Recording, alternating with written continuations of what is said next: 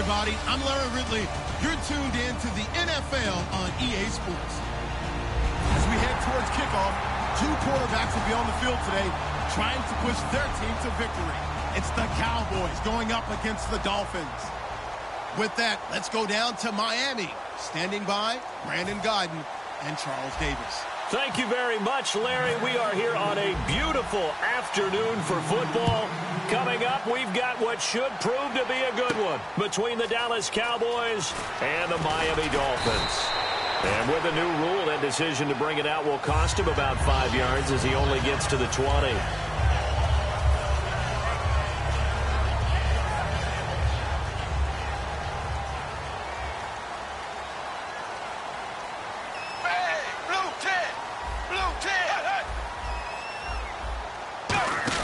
Tannehill on first down.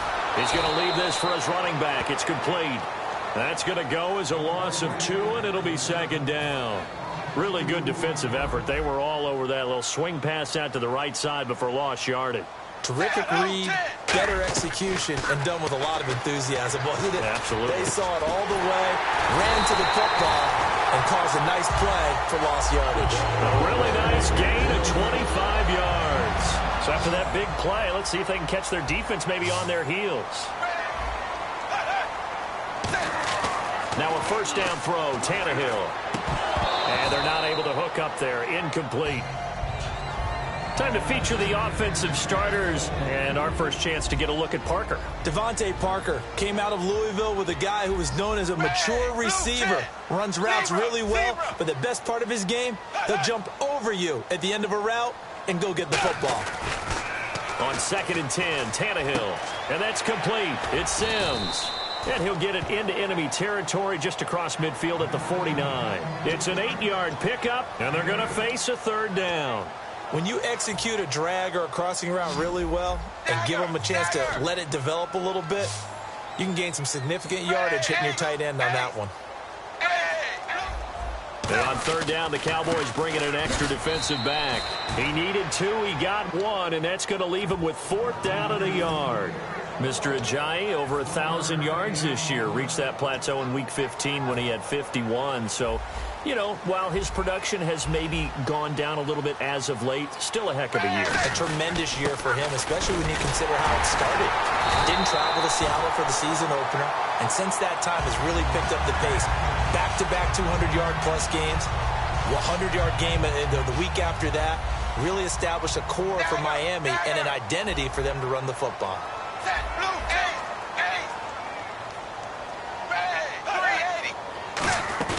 They go play action here on first down. Out to the flat. That's complete to his running back. It's a pickup of 14 there. And the Dolphins are going to get a first down. And they're getting him involved early. You feel like they saw something on tape, or they just have a sense with him because he's had a good week of practice or something in that area that they want him involved. Just as you said, they want him to touch it either in the running game or the passing game, but they must like the matchups they're getting. On first down, Tannehill. And he checks this one down to Williams. And on this one, he'll get to the 15, right at the 15-yard line. It'll be a pickup of 10 yards. And that'll make it 2nd and a foot or so.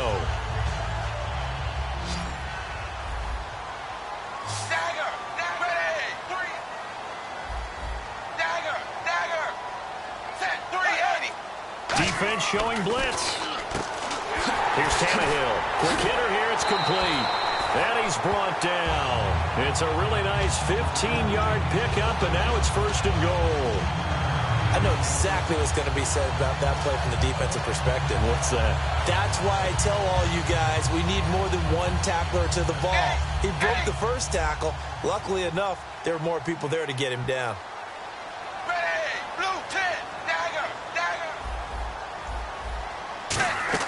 Tannehill throwing again. That's caught at the 1. And he will take it in for a Dolphins touchdown. Kenny Stills taking it in. And the Dolphins take it right down and score on the opening drive.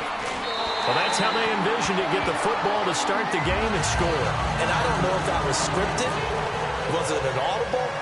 Or wasn't just a play call that they had in their pocket. No matter what, they had the right call on against the right defense, and they end up in the end zone. This is fielded a couple yards deep. And in hindsight, probably should have stayed where he was, as he'll only get back to the 16-yard line.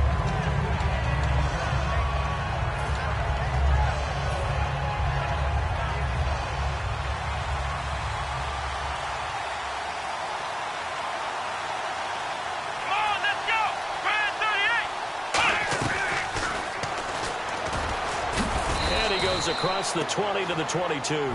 It's a 6-yard gain on the ground, and that'll make it 2nd and 4. And that looked like some pretty easy yardage there right up the gut. And he's a guy that has some height to him, so when you don't have to drop his shoulder or create or get through contact or trash, makes it a lot easier to stay upright, see the field, and make a run as we just saw there. Some think that teams really won't throw a slant route unless you have a receiver that has a lot of stature to him. But sometimes the little guys, they get lost in there. People can't really locate them, and they run that quick cut on the slant, and oftentimes they can turn into big plays. Prescott now on 2nd down. And Beasley with it over the middle. 11 yards for number 11. Slant route's effective no matter who's running the route and catching the ball.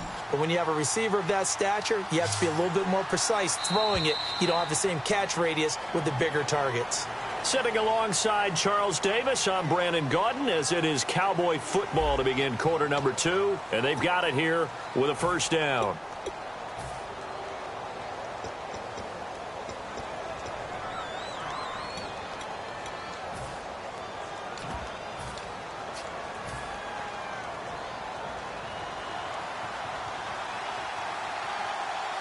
QB split out wide now. They're in the Wildcat. Come on, let's go! They direct snap it to McFadden. This is Elliott. And he's brought down. Give him 18 on that one. And that leads to a Dallas 1st down.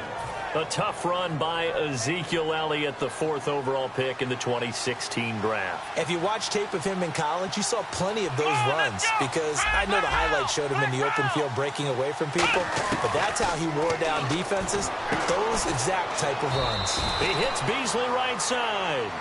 Give him a couple on the catch. It's 2nd and 8.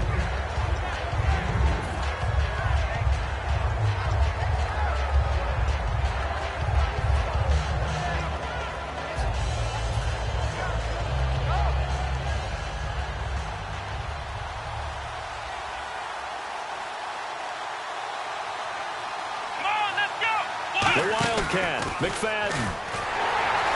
And a gadget package there won't do much for him. He'll get back to the line of scrimmage, and that's it. No gain on the play there, so that doesn't help. Now they're looking up at a 3rd and 9 situation. Now play number 7 of this drive, but it's a tough 3rd and 9. Let's go!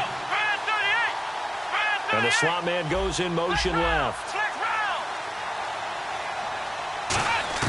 Prescott to throw this time. Out left side here to Bryant. For Dez, when Romo was under center, he was more the focal point. Now you got Zeke and obviously Dak at quarterback playing a little bit of second fiddle to some degree. Yeah, he still had, 8 catches, 82 yards in the game against Tampa. And I know the numbers are going to be about half of what he normally does, but here's the thing. When they get to the playoffs, he may very well be sitting first chair again, because they'll need the big plays from Dez Bryant.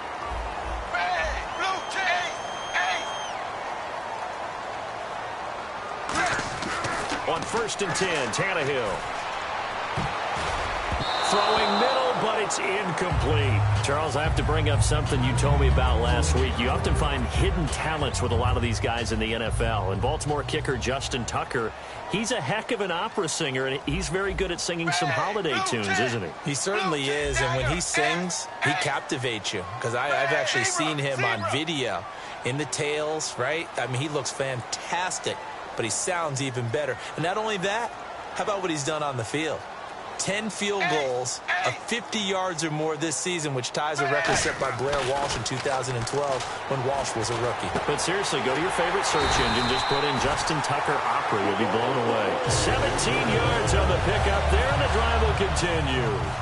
And a nice pitch and catch to pick up the reception against man coverage. Both of them read how much yardage they needed, figured what they had to do and were able to beat the man coverage for the completion. Now a first down throw, Tannehill. Escaping the pressure right. And he'll just chuck this one up into row G. It's incomplete. I hope I don't sound too rah-rah on that one, but that's the exact right throw. Either your receiver gets it or no one gets it. Give him a lot of credit for being really precise with it. Got rid of it. No one got it. It's caught. Stills, right side. A big play that time on the catch and run. And the Dolphins are going to get a fresh set of downs. They hit that crossing route really well. Excellent timing, puts it right on him, and he keeps running. Yeah, turned it upfield for good yardage. And the D-line pinching together must be expecting the run. From the red zone now, Tannehill. Flushed out right. And no escaping this time as he'll go down. They got him for a sack. And it's never good to take a sack. You really don't want to take one down here in this part of the field down near the red zone. Not at all, because you're already pretty much assured of a field goal. But you take a big sack, it could push you out of range, and that's why defenses get a little more aggressive in this situation. They're almost conceding the 3 points. They want to push you back and try and take you out of that. And they'll lose a yard that time, and that's going to lead to a third down.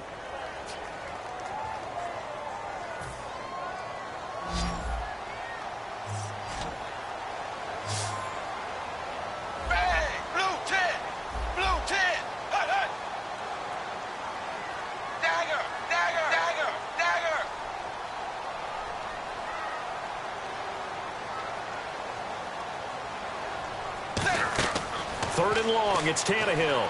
They'll set up the screen. This is Williams. And he is going to lose yardage here. He loses 4, and it brings up 4th. Well, you can see what they wanted to do. They wanted to set up the screen there, but it got blown up. It's hard to run that play if you're not getting a lot of pressure at the quarterback because the space doesn't open up. They were able to read that one and slow it down and stop it before they could get a first down. That is inches from the upright. It's no good. Wide to the left, and this score will stay right where it is.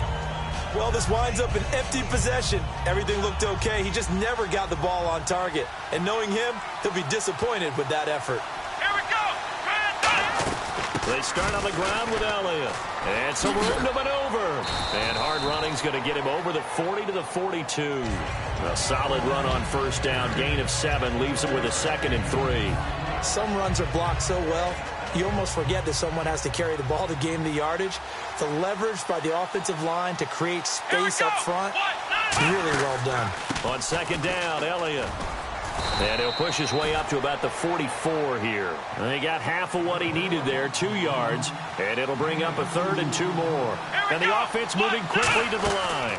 They'll try and run for it with Elliott. And he will have the first down as he's brought down up near midfield. 5 yards is the pickup there as that extends this drive.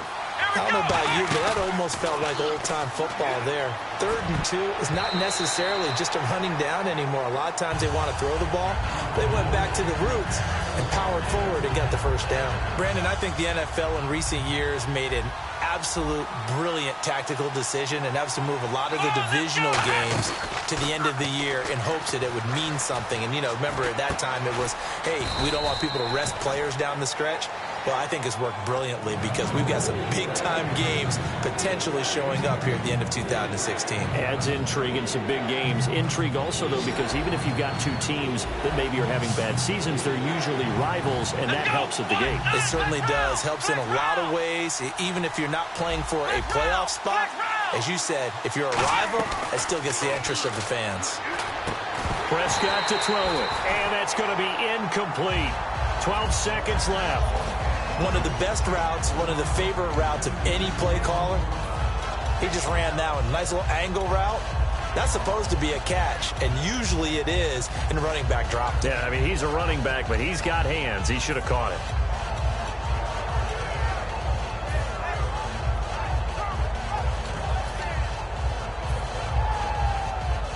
So here we go. The offense is going to stay out there. They're going for it on 4th and 8. Here we go. Prescott to throw on 4th. Trying here for Bryant, and it's intercepted.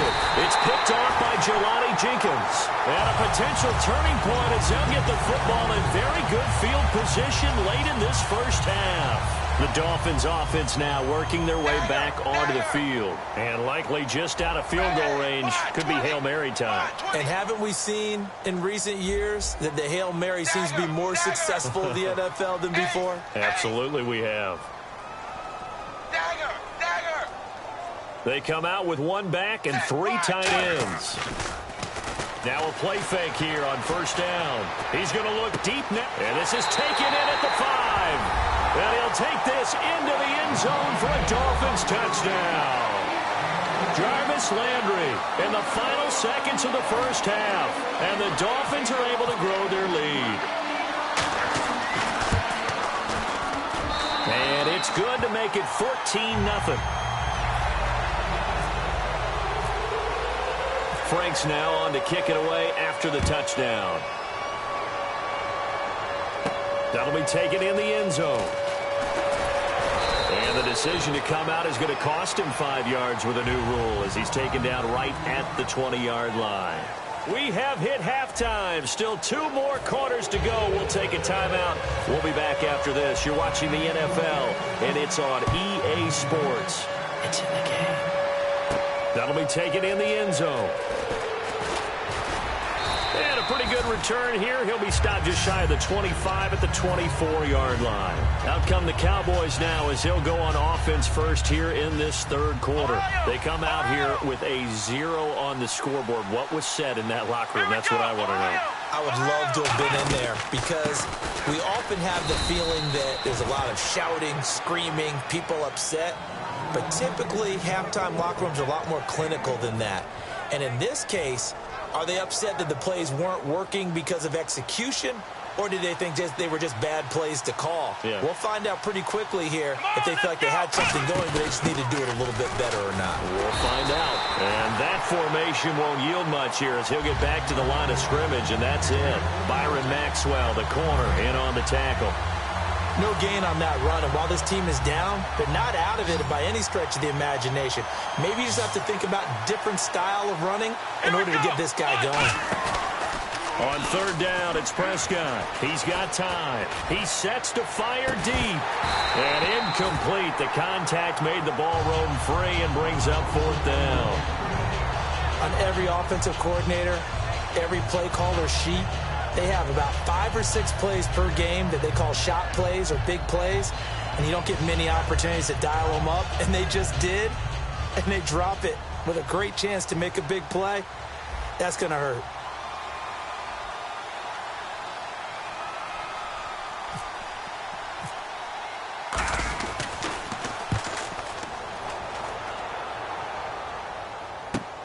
And we'll see what he can do on the return. Give him 11 yards that time on the return. And it'll be Dolphin football. So here are the Dolphins now. They get ready for their first possession of the second half. They have the lead here. Well, we talk a lot about pregame speeches. What are halftime speeches like? For the most part, not nearly as emotional. They're a lot more clinical. Every now and then, though, they'll get after you if they think they need to light a fire. But in this case, let's go into the virtual locker room, because here's what I think happened. They got in there and they said, listen, let's take control right away. Defense, we got the lead. Defense, don't give up any points. Turn the ball back over to the offense and let them go down and score and give us more of a cushion in the game. Check so far. Defense shut them down. Let's see if the offense gets done. They come out with one back and 3 tight ends. Stays on his feet. Call it a gain of a couple, and that's going to leave him with a third and about 5. In my book, that's running the ball well, but with intelligence. How about him keeping the clock moving, staying in bounds? Yeah, even though it's the third quarter, you're thinking ahead, aren't you? This is where your running game can really help you with a lead in the second half. I agree totally. It's not just end-of-the-half situations that you worry about the clock. It's throughout the game. And with a lead, stay in bounds. Make them fight harder to try and catch you. Eluding the pressure right. He may try and run for this. They get 9 yards there, and they get a first down. So here we go, 1st and 10 now. Now that definitely hurts because the mindset is getting a 3-and-out there, and they don't get it done. They give up the scramble and a pickup for a first down. And he's got some space here. And he's going to go out of bounds, taking it down inside the 25. That one goes for 34 yards. And it's first down, Miami. They come out 5 wide, 3 of them to the right side. Now Tannehill looking sideline, incomplete. They were looking that time for Leonte Carew. And that'll bring up second down. So 2nd and 10 here. Well, the numbers have been good in the passing game and certainly a big reason why they have the lead. But now here, 3rd quarter, maybe go to the run game a little more? Yeah, perhaps. I mean, after that incompletion, a little credit to the defense. And now he lost the football. Tannehill loses it. So they escape, so to speak, maintaining the football. Defensively, though, opportunity miss. It definitely was because that's all defenses talk about. Getting the football and either advancing it the other way or just getting possession and turning it over to their offense. That can be a little bit deflating. You're exactly right. A lost opportunity. Going deep here for Stills. Oh, it's a touchdown if he holds on. Instead, it's 4th down. You can feel the anguish all the way up here. It certainly looked like he had that one in the end zone, open, unable to hold on to it. Now hold everything here. We're going to get a timeout by the offense. It's just their first, so 2 remaining as they burn one here in this 3rd quarter. And how about this? 4th and long, and they're going to go for it.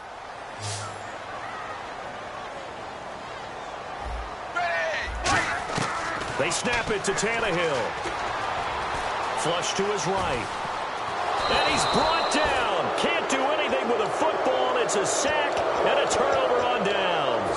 And now Dallas gets set to take the field. And last drive, 3 and out. Still a goose egg on the scoreboard. How do they break that goose egg? They've got to find a way to get the ball in the hands of their playmakers, get them some space, and try and make a first down and get some momentum going. It's been a struggle for them throughout the game, and that 3-and-out on the last possession, that told you just how stalled they are on offense. So who will step up here? We'll see. They'll come up now in the Wildcat package. Room here to run. Give them 13 on the pickup there. And the Cowboys are going to get a first down. And that run was what a lot of people call an explosive run. Gave them good yardage, solid yardage. They feel good about the whole thing, and they did it behind a 2 tight end set. It's always interesting to watch what offenses want to do with the 2 tight ends. Sometimes they line them up together for a power set. Sometimes they put one on each side of the line of scrimmage to balance things out. No matter what, though, when you see 2 tight ends on the field, your first thought is to think run.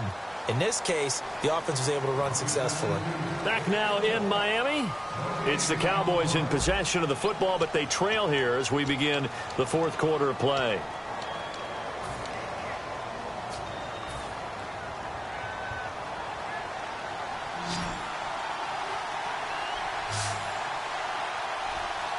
Let's go! What? 9! What? Flex round! They'll try to throw now. Prescott. That is caught inside the 5. And they do get him down, but he's inside the 5 all the way to the 3. They've been struggling in the passing game. Do you like the aggressiveness there? I mean, it worked on that play, but do you like it? I do, because a lot of the time you're struggling because your passing lanes are clogged. That usually happens when you're throwing the ball underneath. People start to press up on you. Push them deep. Find some space and open things up again. Being aggressive there, I think, will pay off for them. Give him 9 on the play, and that'll make it 3rd and goal. One thing I can say pretty safely, that route is not called if you don't have a guy who can throw the ball and put some mustard on it. Because if you're going to lollipop it in the middle of the field, bad things usually happen. It takes a strong-arm guy who can rifle it in there, and they were able to successfully complete that one.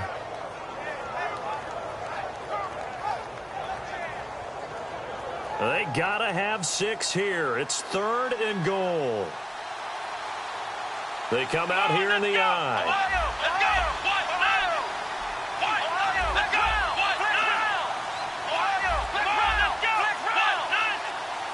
The play clock's running down, and he'll get in. Touchdown, Cowboys.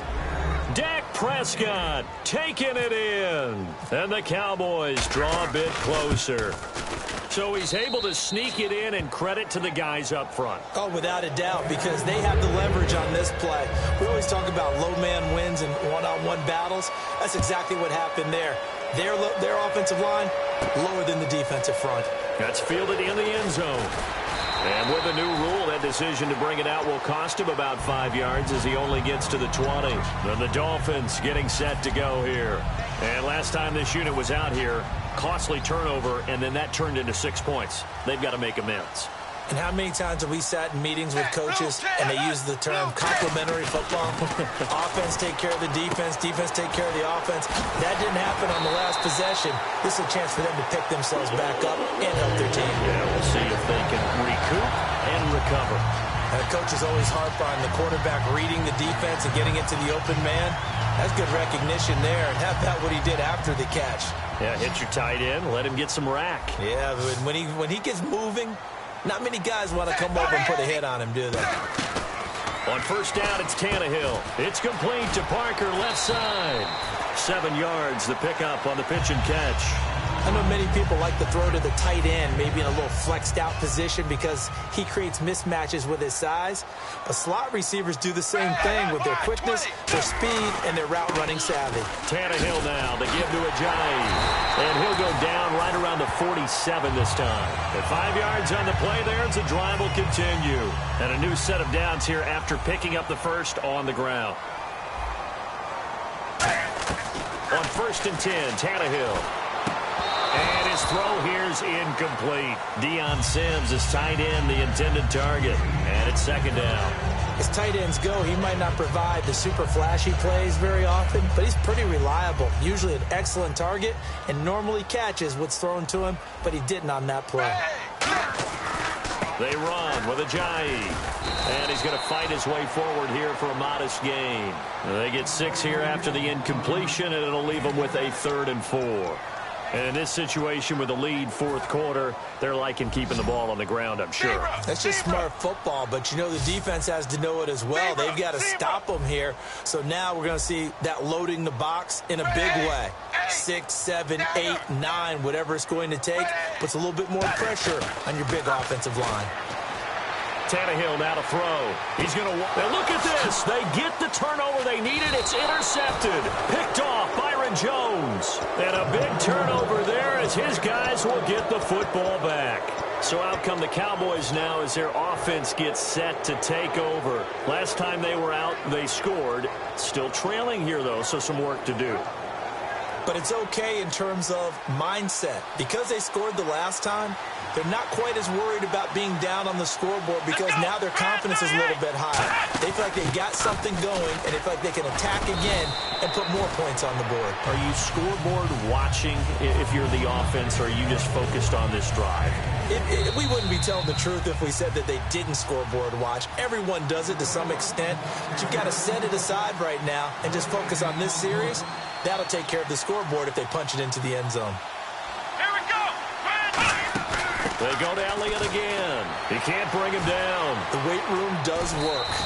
8 yards on the pickup there, and it moves the sticks.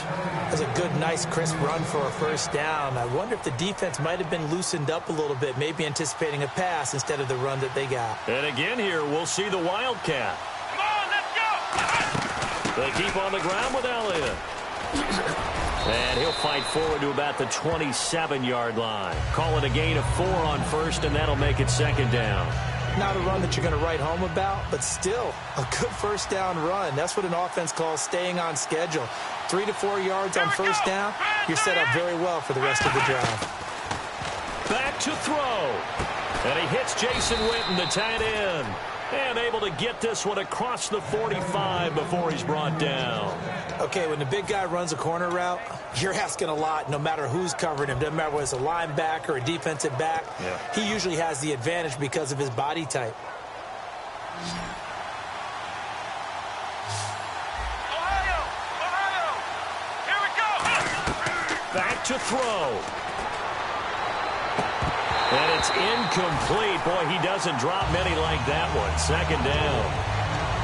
Help me out, partner. Was that incomplete? That was on a deep ball to Dez. And that's a surprise. The way he attacks the football in the air, it's always surprising to me when he doesn't complete a pass like that. Come on, let's go. And the wideout in motion. He's back to throw. Out left side here to Bryant. And he takes this one down all the way near the 30. And at this stage, down in the second half, looks like they just wanted to find a way to get it in the hands of their playmaker, and they did. I think you're exactly right. I don't think the coordinator's looking at his play sheet and trying to figure out which play will work well. He's trying to figure out how to get the ball to the playmaker that you just described. Looking down at that sheet, you find people plays, not necessarily X's and O's, and that's exactly what they did there. In motion right comes Beasley. He'll look to throw. Now a desperation throw. And, a crusher there as it's intercepted. A great read, and it's picked off. And he returns it here to his own 18-yard line. And the Dolphins offense now ready to go back out on the field. They have the lead, still a one-possession game, but the defense got to stop. They've got the football now, just salted away, right? Exactly. That's all the defense is counting on from their off. And now a timeout called by the Cowboys defense. It's just their first. They've got 2 more to use here in the final stages.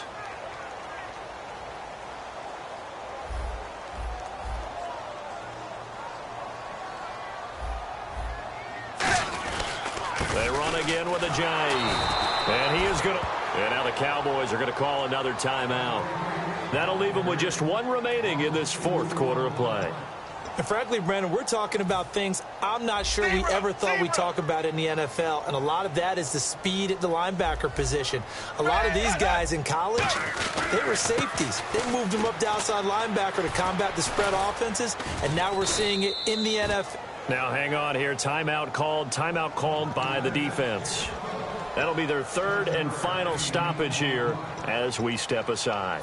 Here's Matt Darr now as he's on to punt for Miami.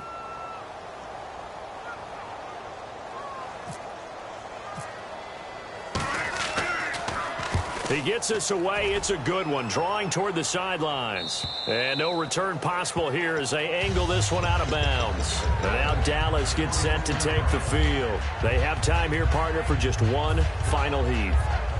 And I have to look at from the defense's perspective here. We know what they're going to do on offense. The Hail Mary, try and get guys down there and throw it in the end zone, tip it around and catch it.